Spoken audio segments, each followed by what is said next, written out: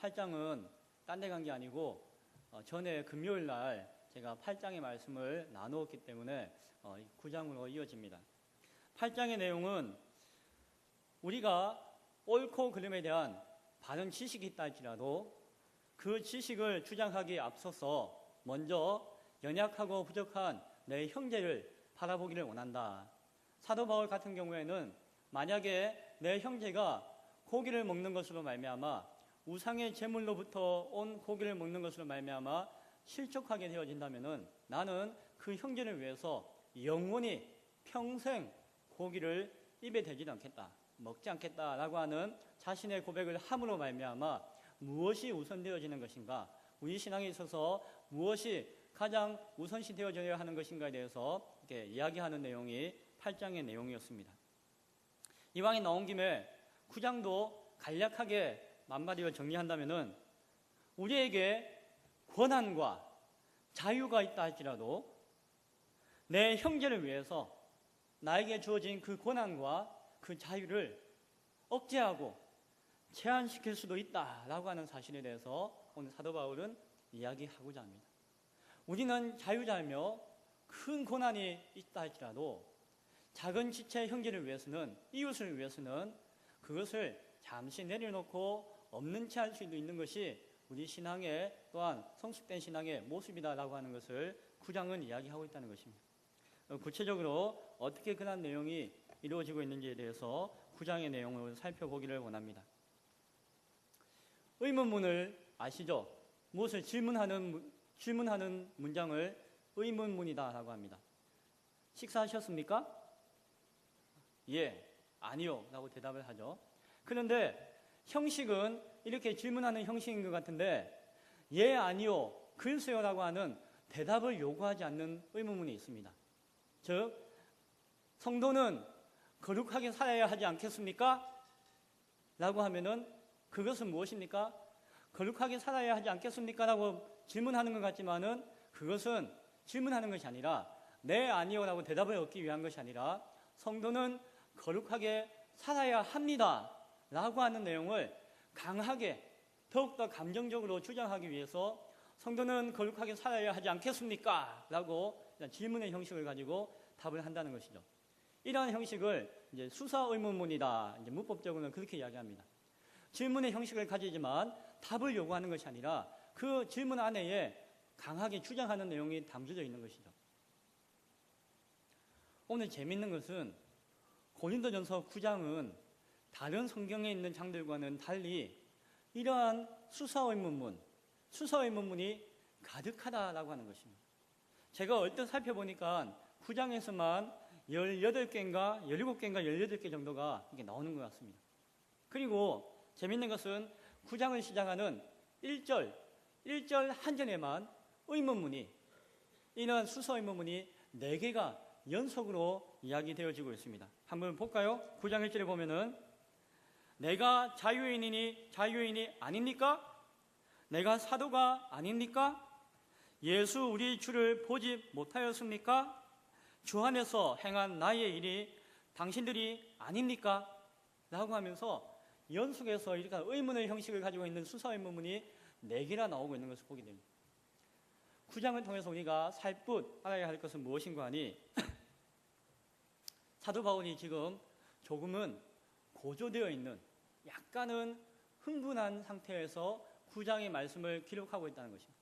왜 그런가 하니 그렇게 수서 의문을 쓰는 것은 자신의 내용을 단순히 주장하는 것이 아니라 아주 강하게 강조하기 위해서 이렇게 표현하고 있기 때문에 그러한 표현이 많이 나온다고 하는 것은 9장에 있어서는 무엇인가 사도 바울은 조금 격앙되어서 조금은 감정이 고조되어서 강하게 자신의 주장들을 이야기하고 있구나라고 하는 것을 우리는 알게 되어집니다.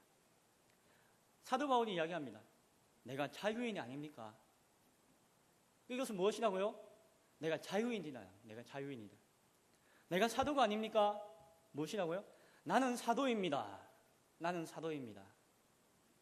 내가 예수 우리 주를 보지 못하였습니까? 무슨 뜻이라고요? 나는 주 예수 그리스도를 만났습니다. 나는 예수님을 보았습니다. 라는 것을 강하게 이야기하는 것이에요. 주 안에서 행한 나의 일이 당신들이 아닙니까? 당신들이야말로 내 사역의, 내 삶의 열매들입니다 라고 강하게 이야기하는 것입니다. 사도 바울이 이렇게 강하게 이야기할 수밖에 없는 것은 8장을 이야기할 때도 잠깐 언급하였지만 사도 바울을 향해서 끊임없이 따라오고 있는 사도 바울을 모략하는 자들이 있었기 때문입니다. 예루살렘에서 건너온 유대주의자들 가운데 악한 자들이 사도 바울에 대해서 의심하고 사도 바울을 모욕하는 일들이 많았다는 것입니다.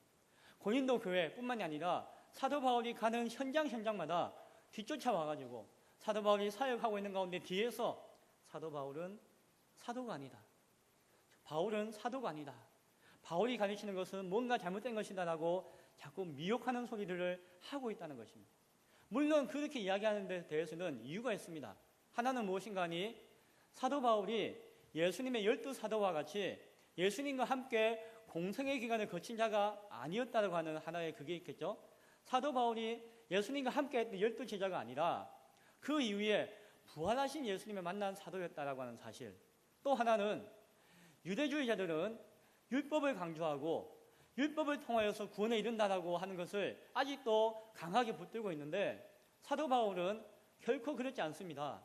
율법은 우리를 구원에 이르도록 할 수 있는 힘이 없습니다. 오직 복음만이, 오직 하나님의 은혜로서만 우리가 구원에 이릅니다 라고 하는 그 복음의 메시지만을 일관되게 강력하게 주장하기 때문에 유대주의자들은 그것이 아주 못마땅하고 그 약점을 잡아서 12사도와 다른 사도라고 하는 약점을 잡아서 계속해서 미혹하는 것이었습니다.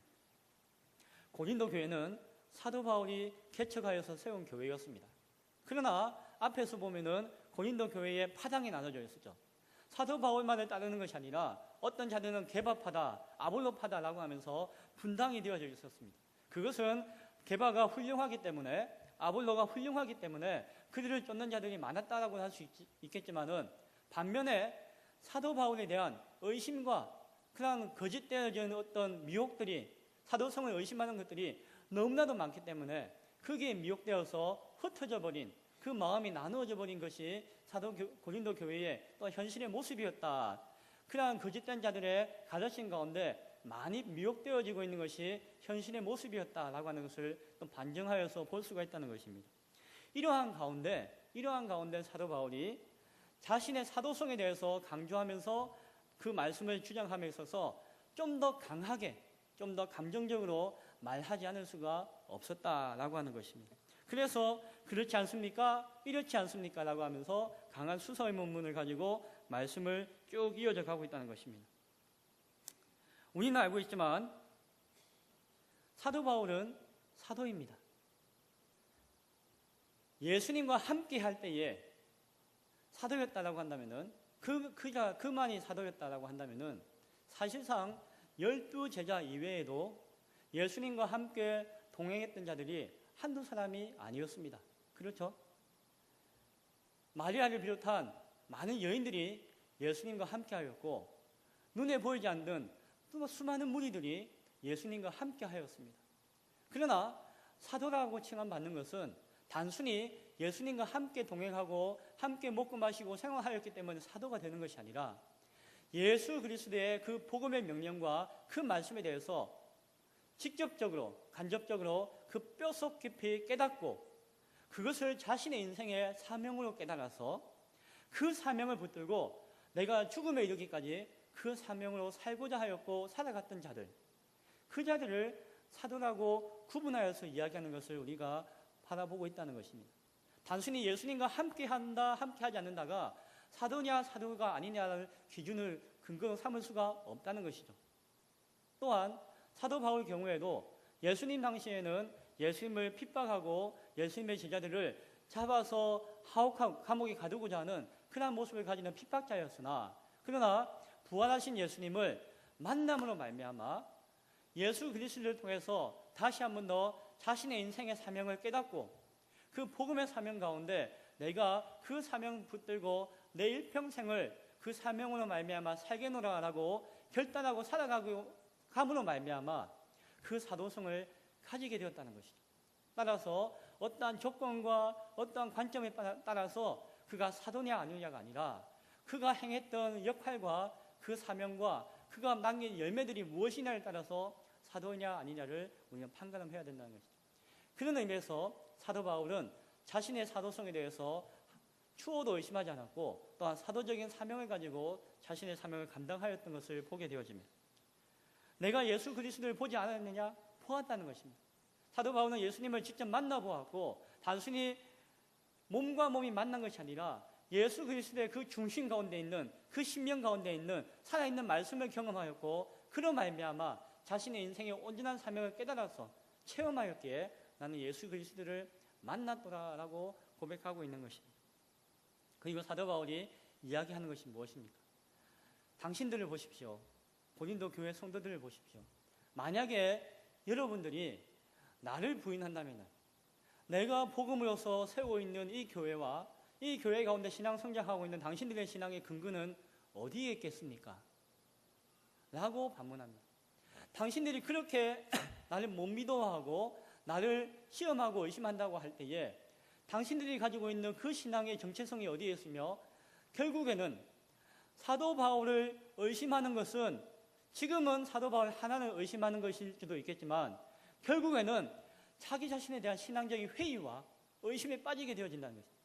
사단이 노리는 것이 무엇입니까? 지도자 한 사람을 시험하여서 거꾸로 틀리는 것이 아니라 그 지도자를 의심하고 시험하고 그 지도자를 모욕하는 것과 동시에 결국에는 그로 말미암아 전파되어진 그 복음을 누리고 있는 자기 자신의 신앙까지도 결국에는 파멸에 이르게 될 수 있는 자기 자신의 신앙도 갉아먹을 수 있는 그냥 위험에 처하지 않겠느냐라고 이야기하는 것입니다. 교회가 함부로 그 지도자를 쉽게 판단하여서 정죄하거나 의심해서 안 된다는 것입니다. 그렇다면 결국에는 그도 의심하는 자가 자기 자신에 대해서도 결국에는 의심하지 않을 수 없지 않겠느냐라고 하는 것이 사도 바울의 논증이었습니다. 따라서 1절에서 나와 있는 이 네 가지 수서 의문문을 통해서 자신은 결코 그것에 대해서 인정할 수도 없고 나의 주장은 이러하다라고 강하게 흥분한 가운데서 이야기하고 있는 것입니다. 그래서 이어서 2절에서 이어서 말씀하는 것이 무엇입니까? 다른 사람에게는 내가 사도가 아니라 할지라도 당신들에게는 너희에게는 나는 분명히 사도입니다. 나의 사도됨을 주 예수 그리스도 안에서 인친 것이 바로 당신들입니다 라고 강하게 주장합니다. 사도 바울은 교회로부터 인정받지 못해서 그것이 섭섭해서 그러는 것이 아닙니다. 사도 바울은 당신들이 나를 의심합니까? 섭섭하네요. 그것이 뭐 문제가 되어서 그런 것이 아니라 자신을 의심하는 복음으로 말미암아 구원받는다고 하는 그 진리가 의심받음으로 말미암아 결국에는 그 성도들이 교회가 신앙이 피폐해지고 나중에 무너질 수 있기 때문에 자신을 위해서가 아니라 교회를 위해서 자신의 사도성을 강하게 주장할 수밖에 없는 사도 바울의 입장을 우리 이해해야 할 것입니다. 그리고 3절에서 보면은 나를 비판하는 자들에게는 변명할 것이 이것이니 라고 이야기합니다. 이제 여기서는 변명이라고 표현하고 있는데 이 변명이 아니라 무슨 난처한 입장을 표현하는 것이 아니라 이것은 법정 용어입니다. 법정 용어. 원어적으로는 내가 여기서 아주 명확하게 내가 논증하여서 증거하여서 나의 입장을 주장하겠으니 라는 의미가 여기 있습니다. 변명이라고 하는 단어를 그렇게 우리가 바르게 이해하셔야 할 것입니다. 변명할 것이 이것이니 라고 하면서 이제 4절 이하에 약 11절에 걸쳐가지고 이 내용을 하나하나 논증합니다. 마치 법정에서 변호사나 판사가 사건에 대해서 논증하듯이 하나하나 논증하는 것을 보게 되어집니다. 먼저 우리가 먹고 마실 권리가 없겠느냐라고 이야기합니다. 당연히 교회에서 사역하는 자로서 교회를 섬기는 자로서 교회가 제공하는 그 필요들을 체험받음으로써 내가 먹고 마실 수 있는 권한이 당연히 있다라고 말하는 것입니다. 이 이야기를 하기 전에 먼저 하나 전제해야 될 것은 고린도 교회가 왜 사도 바울을 사도성을 의심하느냐 할 때에 또 하나의 이유가 있습니다. 그 이유가 무엇인가 하니 다른 사도들을 볼 때에 다른 교사들을 볼 때에 그들은 교회가 주는 집, 교회가 제공하는 거처, 교회가 주는 양식, 교회가 주는 것을 통해서 자신의 삶의 필요를 채우면서 생활하고 있었다는 것이에요. 그런데 사도 바울은 자기가 뭔데 교회가 주는 것을 취하고자 하지 않고 자신이 일해가지고 자신이 수고하여서 그것으로 말미암아 자신의 선교비나 사역비를 거두고 있는 것을 보게 됩니다. 교회가 주어지는 헌금은 자신의 필요를 위해서 쓰는 것이 아니라 또 다른 교회를 위한 선교비나 또 다른 불쌍하고 어렵고 힘든 자들을 위한 구제비로서 다 사용하고자 하지 자신이 사용하고자 하는 것이 별로 없다는 것이에요.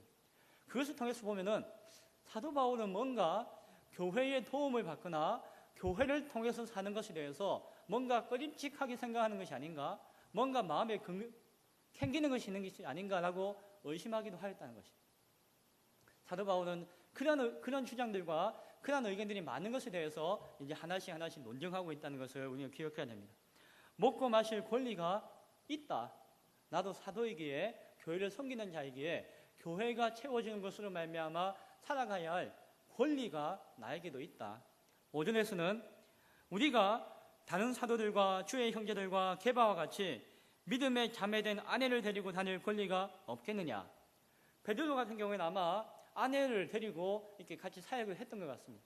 다른 사도들 가운데 선생들 가운데서도 그런 경우가 있었던 것 같습니다. 그러나 사도 바울은 그렇지 않았죠. 홀로 독차함으로써 자신이 혼자 사역하고 있는 것을 보게 되어집니다. 5절의 이야기는 무엇입니까? 다른 사도들처럼 나도 아내를 거느리고 나의 가족을 거느리고 교회의 도움을 받아서 내 함께 가족까지도 부양받으면서 사역할 수 있는 그런 권한이 나에게도 당연히 있습니다 라고 이야기하는 것입니다. 6절에서 보면은 어찌 나와 바나바만 일하지 아니할 권리가 없겠느냐. 무엇입니까?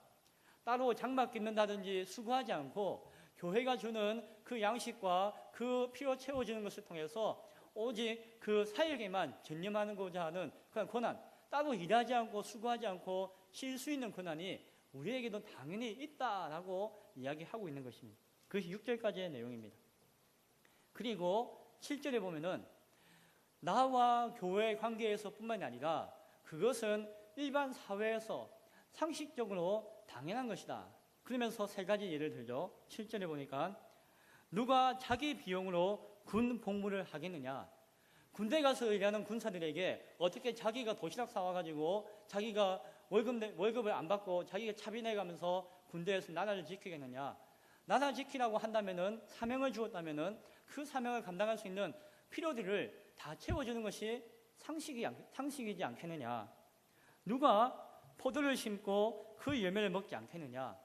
농부가 포도나무를 심어서 과실을 맺고 나면은 그 포도를 먹고 그 포도를 취하는 것이 포도를 심고 가꾼 자가 당연히 누려야 할 모습이 아니겠느냐. 상식적으로 그렇지 않겠느냐. 또한 누가 양떼를 기르고 그 양떼의 젖을 먹지 않겠느냐. 어떤 목자가 양을 기르고 양을 지키는 가운데 그 양으로부터 나오는 우유와 젖을 취하여서 자신의 목마른 목을 취하거나 갈증을 해결하거나 하지 않겠느냐. 군인이 그러하며 농부가 그러하며 목자가 그러하지 않겠느냐. 일반적인 세상의 상식을 보았어도 자신이 수고한 그 자리에서 수고의 이익을 취하여서 자신의 삶을 사는 것은 당연한 것이 아니겠느냐. 8절에 보니까 이것은 사람의 예만 그렇겠느냐? 일반적인 상식적인 차원에서만 그런 것이겠느냐? 그것이 아니라 율법도 이것을 말하고 있지 않느냐. 그러면서 말씀하는 것이 9절에 있는 말씀, 모세의 율법에 신명기 25장 4절에 있는 말씀을 인용하면서 곡식을 밟았다는 소에게 입에 망을 씌우지 말라 기록하였다. 왜 그렇습니까? 곡식을 타작하는 소가 일하다가 힘들면은 자신이 타작하고 있는 그 떨어진 나다를 그냥 먹을 수도 있는, 그것서 허기를 모면하면서 또 일을 하게끔 하는 것이 성경이 이야기하고 있는 자비의 정신이며 일반적인 성경에서 주장하고 있는 또 구약의 말씀의 교훈이 아니겠느냐라고 말씀하여 주고 있는 것이 9절까지의 말씀입니다. 10절에 오로지 우리를 위하여 말씀하심이 아니냐라고 이야기합니다. 구약에서 소에게 망을 씌우지 말라고 하는 것이 단순히 소를 숭상하고 소를 귀하게 여기라는 이야기가 아니라는 것이죠. 그것은 사역을 하는 자들을, 우리를 향한, 주의 종들을 향한 말씀이 아니겠느냐라고 말씀하여 주고 있는 것입니다. 10절 이하에 과연 우리를 위하여 기록된 것이다. 이것은 과연 우리를 위하여 기록된 것이다. 밭가는 자는 소망을 가지고 갈며 곡식 떠는 자는 함께 얻을 소망을 가지고 떠는 것이니라. 11절에서 우리가 너희에게 신령한 것을 뿌렸은즉, 좀 더 구체적으로 이야기하고 있죠. 우리가 너희에게 신령한 것을 뿌렸은즉 너희의 육적인 것을 거두기로 과하다 하겠느냐. 복음을 심고 교회를 위해서 사역하는 것이 신령하다 할지라도 그로 말미암아서 그 사역을 위해서 육체적인 필요들을 교회로부터 받는 것, 도움받는 것은 당연한 것이 아니겠느냐. 당연한 것이다. 세상적인 상식도 그렇고 율법도 그렇게 이야기하고 있고 나도 당연히 그렇게 생각하고 있다는 것입니다. 사도 바울이 이게 사실을 몰랐을 수도 아니고 부인할 수도 아니고 다 알고 있다는 것. 그리고 그것이 맞을 수도 있다는 것입니다. 12절 다른 이들도 너희에게 이런 권리를 가졌거든 하물며 우리일까 보냐. 우리라고 해서 다른 사도들이나 다른 사역자들과 다르게 행하거나 다른 의미를 가질 수 있겠느냐. 동일하다는 것입니다. 똑같다는 것입니다.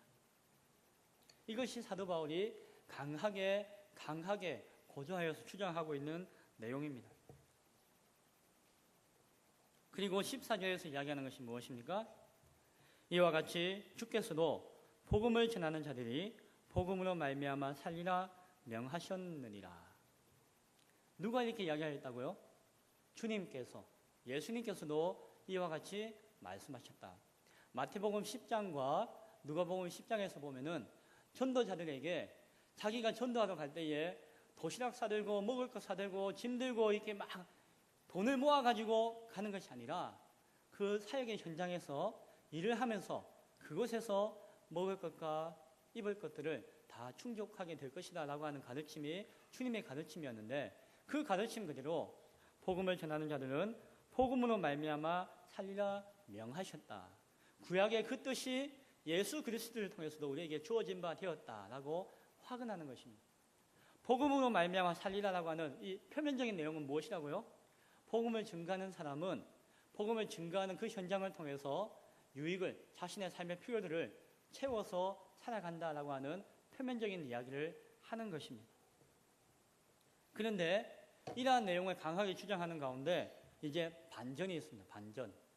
그럼에도 불구하고 당신들이 우리를 오해하듯이 우리가 그 모든 권한과 그런 권리들을 주장하거나 그것을 다 채워서 필요들을 채우지 않는 특별한 이유가 있다라고 하는 것이 그 이후에 14절 이하의 말씀이라는 것입니다.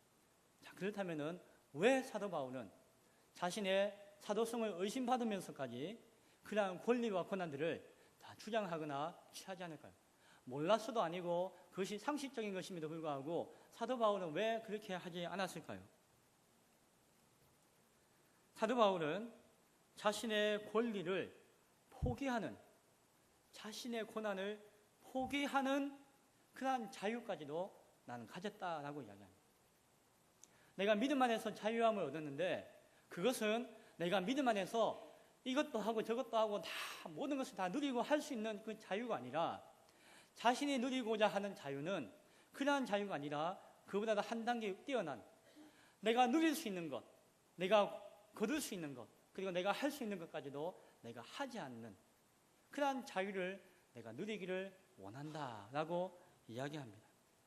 그리고 그 이유는 12절에서 보니까 12절 하반절에 보니까 우리가 이 권리를 쓰지 아니하고 범사에 참는 것은 그리스도의 복음에 아무 장애가 없게 하려 함이로다. 당연한 것이고 상식적인 것이고 충분한 것이지만 그러나 사도 바울이 그것을 취하지 않고자 하는 것은 그리스도의 복음을 전함에 장애가 없게 하려 합니다 라고 이야기합니다. 이것은 앞서 8장에서 언급한 8장 13절 마지막에서 언급한 내용과 일맥상통합니다. 내가 연약한 형제를 위해서 평생 동안 고기를 먹지 않겠다라고 하는 그 마음가짐과 유사하다는 것입니다. 표면적으로는 무엇입니까? 복음은 값을 주고 사는 것입니까? 값 없이 받는 것입니까? 값 없이 받는 것이죠.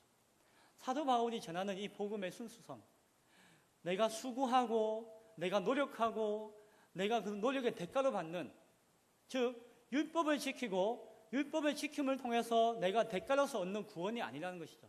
즉 값없이 순수한 은혜로 말미암아 내가 구원받는 것이기에 그 복음을 내가 전하는 자로서 행여나 내가 무엇인가 대가를 받거나 무엇인가 유익을 얻음으로 말미암아 내가 전하고자 하는 그 복음의 은혜의 복음에 대한 순수성에 대해서 흠집이 날까봐 그것을 조심한다라는 의미가 있었을 것입니다. 복음은 값없는 것이기에 내가 값없이 이것을 주고자, 이것을 전하고자 한다는 의미가 사도 바울에게는 있었다는 것입니다. 또 하나는 행여나 믿음이 약한 자들이거나 초신자들 가운데 사도 바울이 열심히 애쓰고 수고하고 전도하고 사역하는 그것을 사도 바울이 양을 잘 키워가지고 양을 잡아먹으려고 그러나 보다. 자신이 교회를 잘 키워가지고 교회를 통해서 무엇인가 유익을 얻고자 하는가 보다. 그렇게 오해하거나 그렇게 행여나 시험에 들지 않도록 하기 위한 뜻도 자신에게는 있다라고 하는 것을 우리는 헤아려 이해하게 되어집니다. 앞서 사도 바울이 열거했던 농부, 군인, 목자, 타작하는 소, 밭가는 자, 타작하는 자, 씨 뿌리는 자, 실 거두는 자 등등의 모든 사람들에 대해서 그들이 수고하는 이유가 무엇이었습니까? 사실은 그들이 수고하는 이유는 수고하는 순수성도 있지만은 결국에는 그 수고를 통해서 이익과 유익을 내가 취하여 살아가겠노라, 내가 삶의 도움을 받겠노라라고 하는 목적과 의미가 그 안에는 기본적으로 내재되어져 있음을 부인할 수가 없다는 것입니다. 그러나 사도 바울은 그것이 당연한 것이지만 그러나 만에 하나라고 하도 오해나 또한 자신의 그 작은 어떤 뜻 가운데서 그것마저도 자신은 거절할 수 있는 그런 자유함 가운데 살기를 원한다라고 자신의 입장을 말씀하고 있는 것입니다.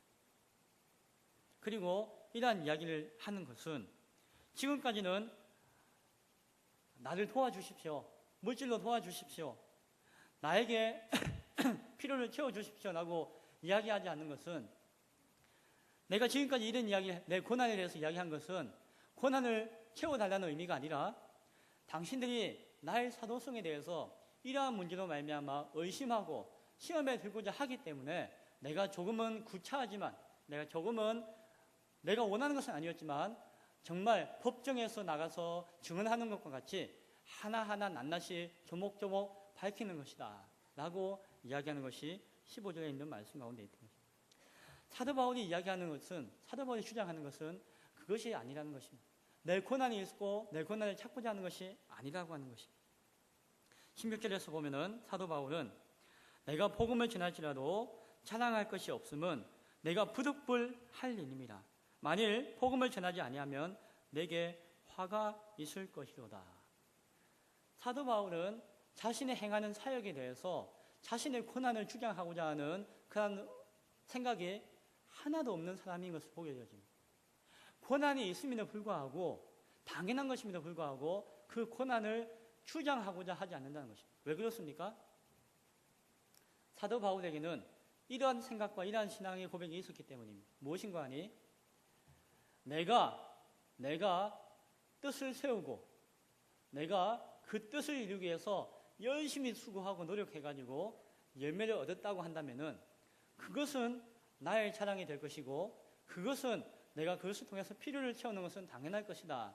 그러나 사도 바울은 고백하기를 자신이 지금 복음을 증거하고 주의 일을 감당하는 것은 내가 세운 목표가 아니었다는 것입니다. 내가 계획한 것이 아니었다는 것입니다. 내가 수고하고 노력하고 내가 얻고자 해서 얻는 것이 아니고 내가 하고자 해서 행하는 것이 아니라는 것입니다. 사도 바울은 자신은 정말 아무것도 할 수 없는 존재이고 오히려 대적자였는데 오로지 주께서 나를 세우시고 주님께서 나에게 일을 보여주시고 그 일을 할 수 있는 힘을 주시고 그리고 나는 아무것도 할 수 없는데 주께서 내 등을 밀어가지고 그 일을 감당하게 하신다는 것입니다. 내가 계획하고 내가 그 계획을 위해서 수고하여서 열매를 얻는 것이 아니라 사도 바울은 그렇게 일할 수 있는 권한도 없고 능력도 없고 자질도 없고 아무것도 할 수 없는 죄인인데 주님이 친히 계획하시고 세우시고 나를 이끌어서 사용하셨다는 것입니다. 내가 행하는 모든 사역의 열매들과 그 모든 현장은 나로 말미암은 것이 하나도 없고 모든 것이 주로 말미암은 것이다 라고 하는 고백이 사도 바울 가운데서는 가득하였다는 것입니다. 따라서 사도 바울은 자신의 모습을 두고 하나라도 자랑할 것이 없다라고 합니다. 자랑할 것도 없고 그로 말미암아 고난을 누리는 것이 일반적으로는 당연한 것이지만 내 신앙의 고백 가운데서는 내가 고난을 주장할 수도 없다라고 하는 것이 사도 바울의 마음이라는 것입니다. 내 그 마음, 내 신앙, 그 뜻을 교회 성도 여러분들이 알아달라, 그것을 깨달아 주기를 원한다라고 이야기합니다. 동시에 사도 바울이 이렇게 이야기하는 것은 교회의 성도들의 신앙도 자신과 같이 태워져야 함을 또한 의도하고 있음을 우리는 기억해야 합니다. 교회 안에서 신앙생활을 함에 있어서도 내가 목표를 세우고 계획을 세우고 그것을 위해서 수고하고 수고의 열매를 거두어서 내가 이렇게 해내었구나 라고 하는 자랑과 자신과 그냥 자기 의로서 신앙해서는 안 될 것이다 라고 하는 것을 자신의 고백을 비추어서 가르치고 있다는 것입니다. 어느 한 사람이라도 나와 다른 사람이 있겠느냐. 우리에게 당연한 고난이 있고 자유가 있다 할지라도 우리에게 주어진 그 고난과 자유가 세상과 비교할 때에 어마어마하게 크고 훌륭하다 할지라도 우리가 그 은혜와 그 크신 사랑을 기억한다면은 우리가 그 자유함을 흥청망청 누리거나 그 고난을 나의 것으로 삼아서 신앙하고자 할 수가 과연 있겠느냐라고 하는 그런 말씀을 사도 바울은 하고자 하는 것이었습니다. 18절에서 말씀합니다. 그런즉 내 상이 무엇이냐? 내가 복음을 전할 때에 값없이 전하고 복음으로 말미암아 내게 있는 권리를 다 쓰지 아니하는 이것이로다. 사도 바울은 자신에게 상이 있다고 한다면은 그것은 자신이 나에게 있는 고난을 다 쓰지 않고도 기뻐하고 나에게 있는 자유함을 다 휘두르지 않고도 감사하고 만족할 수 있는 이 모습, 이것이 이 경지, 이 신앙의 고백이 나에게는 큰 상이 되어진다라고 말씀하고 있는 것입니다. 쉽게 표현하면은 우리가 신앙생활하면서 하늘의 복을 구합니다. 그렇죠? 당연한 것입니다. 우리가 열심히 수고하면은 하늘의 상급이 쌓여 있을 것입니다. 당연한 것입니다. 그러나 그 당연한 고난과 권리들을 주장하기보다도 그것을 내세우기보다도 그거 이전에 하나님이 나를 불러주신 것, 그것이 가장 큰 상이요, 나를 구원하신 것, 그것이 비교할 수 없는 값진 가장 우선되어지는 상이다라고 하는 고백이 우리 가운데 있어야 한다는 것입니다. 이해가 되십니까?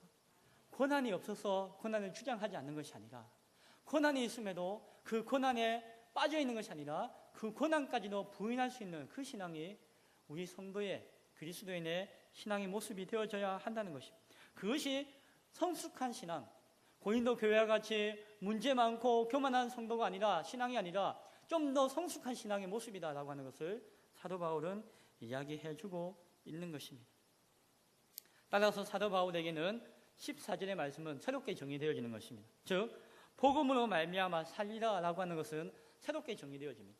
처음에 구약의 뜻과 그리스도의 가르침 통해서 복음으로 말미암아 살리라라고 하는 표면적인 뜻은 복음을 증가하는 사람은 복음의 수고에 따라서 그 수고의 필요를 채워서 그 자신의 삶을 영위해 나간다라고 하는 표면적인 의미가 있다라고 한다면은 이제는 그 말씀을 사도 바울은 어떻게 이해한다고요? 나의 삶의 목적은 복음 그 자체에 있다. 복음 그것으로 말미암아 내 인생의 목표와 사명의 뜻이 있기에 나는 다른 것이 아무것도 없다 할지라도 복음 안에서 복음을 증거하고 복음으로 구원받는 심령이 소생되어지는 그 복음으로 말미암아 그것으로 말미암아 그 복음의 은혜 가운데 내가 동참함으로 말미암아 나는 산다라고 하는 같은 표현이지만 또 다른 의미로서 성숙되어진 의미로서 그 말씀을 다시 한번 바라보게 되었다라고 이야기합니다. 19절에서 이야기합니다. 1장 9장 1절에서 처음 이야기한 것이 무엇입니까? 내가 자유자가 아니냐? 그것에 대한 구체적인 답이 다시 한 번 더 19절에서 반복되어집니다. 내가 모든 사람에게 자유하였다. 무엇입니까? 자신은 자유자다. 자신은 자유인이다. 그 자유가 당신들이 생각하는 자유와 내가 생각하는 자유가 조금 차원이 다를 뿐이지 나는 자유자입니다. 라고 이야기합니다. 그 자유함은 나에게 주어진 고난을 나를 위해서 쓰는 것이 아니라 어쩌면은 나의 형제와 나의 이웃들을 위해서 사용하는 것이 나의 자유함의 모습입니다. 라고 이야기하는 것입니다. 내가 고기를 먹어도 되지만은 고기를 먹을 수 있는 자유함이 있지만 그러나 내 형제가 어려움을 당할 수 있고 내 형제가 시험에 든다면은 내가 그 고기를 먹는 자유함까지도 내어버려서 평생 고기를 안 먹는 그런 선택을 하는 것이 내가 누리는 나의 자유함입니다. 라고 하는 것이 9장을 통해서 이야기하고 있는 사도 바울의 말씀인 것을 기억해야 합니다. 우리에게는 자유함이 있습니다. 저에게도 있고 여러분에게도 있습니다. 내가 수고한 대가로서 돈을 모으고 그것으로서 내 몸을 쉬게 하거나 내 영혼을 쉬게 할 수 있는 권한과 자유함이 우리 모두에게 있습니다. 우리가 살고 있는 이 시대는 상식이며 그것을 권하는 시대입니다. 수고하여서 돈을 얻어서 그 돈으로 돈 번 자신의 삶을 유익하게 하는 것은 당연한 것이며 당연한 권리일 수도 있습니다. 어쩌면 신앙 공동체 안에서도 그것은 당연한 상식일 수도 있습니다. 그러나 내가 수고하였고 내가 돈을 들이고 내가 시간을 들이고 내가 그 모든 것을 가지고 있음에도 불구하고 그것을 나를 위해서 사용하는 것이 아니라 다른 사람을 위해서 연약한 자들을 위해서 형제를 위해서 사용하는 자유함과 신앙의 고백도 있다라고 하는 사실을 우리는 잊어서는 안 된다라고 하는 것입니다. 주일날 경기 미랄 수련에 대한 자원봉사 광고가 나왔습니다. 제가 광고를 내면서도 참 이거 어렵겠다. 누가 3박 4일이라고 하는 시간을 이 금쪽 같은 시간을 여름 가운데 내어서 그거는 자신이 9만 원을 내어가지고 피땀 흘리면서 그 장애인들을 도와줄 것인가? 쉬운 일이 아니다. 역시나 신청자가 아무도 없었습니다. 어쩌면 당연한 것입니다. 그러나 우리가 한 번쯤 생각할 수 있는 것은 우리의 신앙의 자유함 가운데서는 내가 피땀 흘려 모은 돈을 가지고 내가 시간을 내어서 어렵고 힘든 지체를 위해서 사용할 수 있는 그러한 자유까지도 누릴 수 있는 그러한 자유함이 우리 가운데는 필요하다라고 하는 것입니다. 고린도 교회는 그런 고차원적인 것은 상상도 못하는 교회였습니다. 그러나 사도 바울은 그런 고차원적인 신앙의 경지를 지금 가르쳐주고 있는 것입니다. 마찬가지로 우리에게도 그런 자유함이 있어야 할 것입니다. 헌신, 수고, 그런 것들이 다른 것이 아니라 내가 쥐어짜서 어렵고 힘든데 억지로 하는 것이 아니라 그 가운데 기뻐하고 감사하고 그 가운데서 자유함을 누리는 것, 그것이 성숙되어진 신앙의 모습인 것을 우리는 기억해야 할 것입니다. 성숙한 신앙이 바로 그것입니다. 여기 계신 분들 많은 분들이 교구장이나 구역장으로 수고하시는데 구역비가 얼마나 되겠습니까? 교구비가 얼마나 되겠습니까? 그러나 그것에 아랑곳하지 않고 내가 수고한 나의 돈을 통해서 나의 삼짓돈을 통해서 나의 시간을 통해서 나의 구역원들을 섬기고 교구원들을 섬기고 그들을 위해서 내가 수고할 수 있다는 것, 그것은 어쩌면은 내 고난과 권리와 자유함이 상실되는 것이 아니라 예수 그리스도 안에서 보다 고차원적인 고난과 자유함을 누리는 모습인 것을 우리는 기억해야 할 것입니다. 여러분에게는 그러한 고난과 그러한 자유함이 새롭게 주어져 있음을 또한 믿음으로 받을 수 있는 우리 모두가 될 수 있기를 소원합니다. 사도 바울은 마지막 절에 보면은 내가 버림을 받을까 두려워한다라고 고백하는 것을 보게 되어집니다. 그것은 한 가지로서는 사도 바울에게 있어서 복음 안에 있다고 하는 것, 복음으로 구원받았다는 것, 그 사실 그 이외에는 더 이상 바랄 것이 없다. 내가 가장 소중하게 생각하는 것, 내가 받은 상 중에서 가장 으뜸되는 상이라고 생각하는 것, 유일한 상이라고 생각하는 것은 내가 구원받았다라고 하는 그 사실을 강조하는 의미에서 이것에서 벗어날까 두렵다라는 의미를 표현을 하였던 것이고, 또 하나는 사도 바울에게 있어서 부름받았다라고 하는 것은 두 가지 의미로 사용되어지기 때문입니다. 하나는 자신이 사도로서 사명자로서 부름받았다라고 하는 것과 내가 예수 그리스도의 구원자로서 하나님께 부름받았다라고 하는 이 두 가지가 동일하게 고백되어지고 사용되어지고 있기 때문입니다. 바울 서신을 보면은 내가 부름받았다라고 하는 표현이 그 두 가지 의미가 똑같은 단어로 사용되어집니다. 내가 구원받았다라고 하는 그 부름받음과 내가 하나님 앞에 사명자로서 부름받았다라고 하는 그 부름받음이 같은 단어로 사용되어진다는 것입니다.